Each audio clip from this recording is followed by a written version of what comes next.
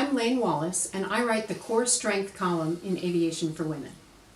A little background on how I got here.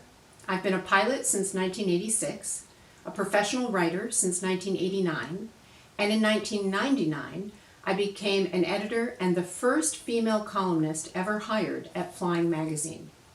As a result of that job, I spent the next 16 years traveling all around the world, having aviation adventures, and writing not only about the adventures, but about what those experiences taught me about myself, living, and life, which is why my column was called Flying Lessons. Among other things, I flew relief supplies in Africa and the Amazon. I helped to ferry a blimp through the Swiss Alps. I flew all around the Australian outback.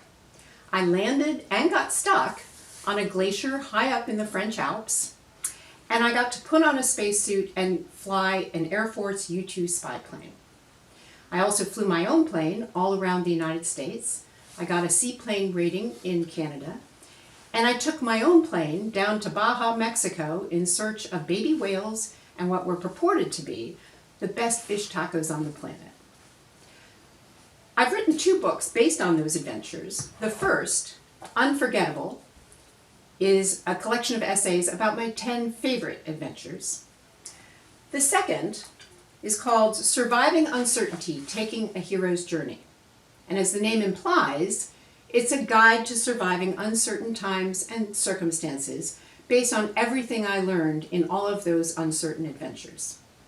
I actually wrote this book in 2009 to try to counter some of the panic people around me were feeling about the financial crisis.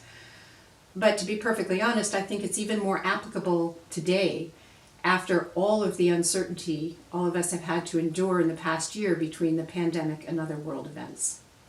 If you'd like more information on either one of these books, or you'd like to get a copy of either one of them, you can order them through my website, lanewallace.com.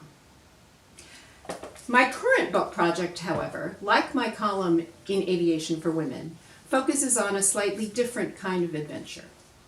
A lot of women over the years have asked me how I managed to make that flying job work, not just because I was the first, but because in order to succeed as a columnist, I had to win the acceptance and respect of not only my male colleagues, but of a significant portion of Flying Magazine's 300,000 readers, 96% of whom were men. Those questions inspired me to look more closely at the topic and the adventure of surviving in a man's world, what it took, and what elements helped or hindered women the most. The result of all of that research and exploration is my newest book, Surviving in a Man's World, The Power of a Woman's Authentic Voice. And to give you a little better idea of what the book is about, I thought I would just read a couple of excerpts from the introduction. The short answer to the question of how I succeeded at flying is that by the time I was hired there, I'd worked very hard to develop a strong sense of authentic self and voice, and I was able to bring the power of that knowledge to both my writing and my interactions with coworkers, industry contacts, and readers.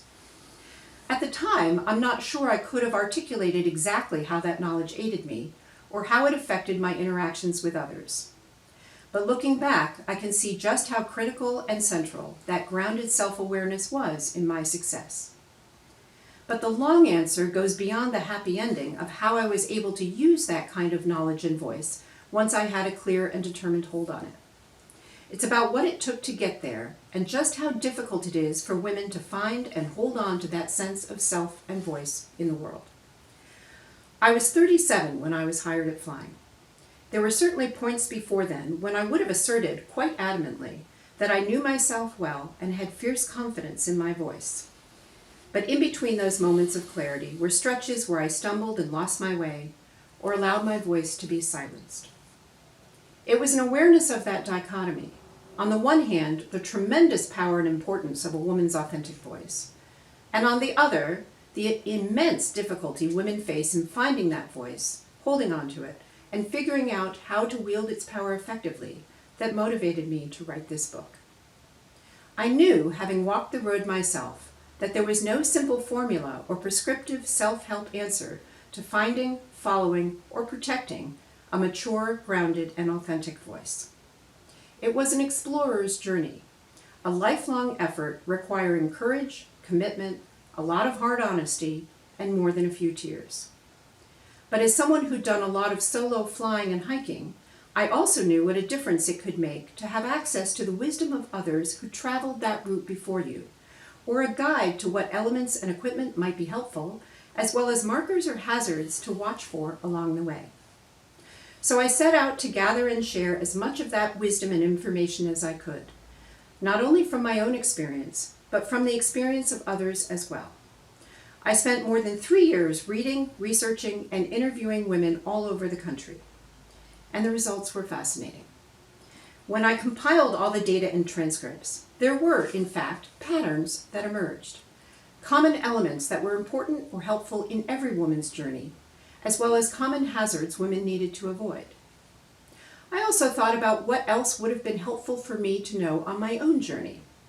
What information, wisdom, comfort, or encouragement I wish I could have had. Perhaps the most important thing I wish I'd had was a better understanding of what I was looking for and why it mattered.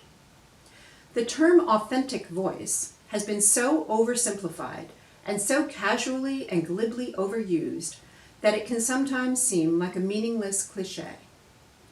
But mastering full and honest knowledge of who we really are, and then finding the courage to hang on to that truth and bring it into the world, even when that means enduring disapproval or rejection from others, is anything but simple or easy.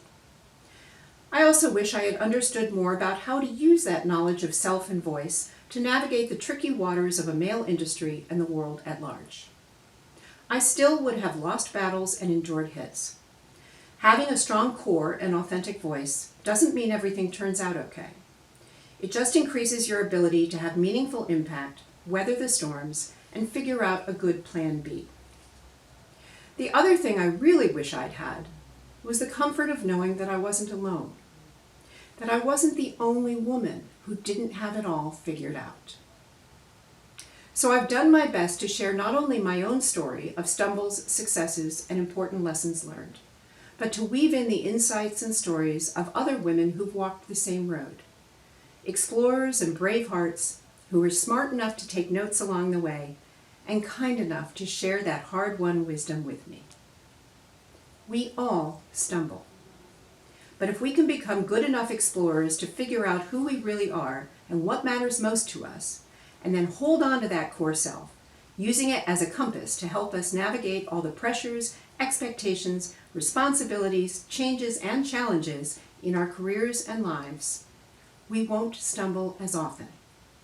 And the voice we bring into the world will be not only authentic, but grounded, powerful, and tinged with joy.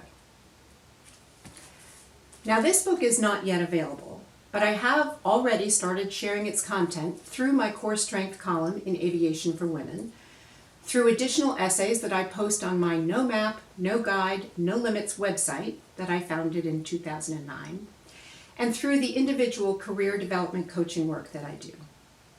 If you would like more information on any of those, or if you'd like to be kept informed as to the book's progress and when and where it will be available, you can sign up at lanewallace.com.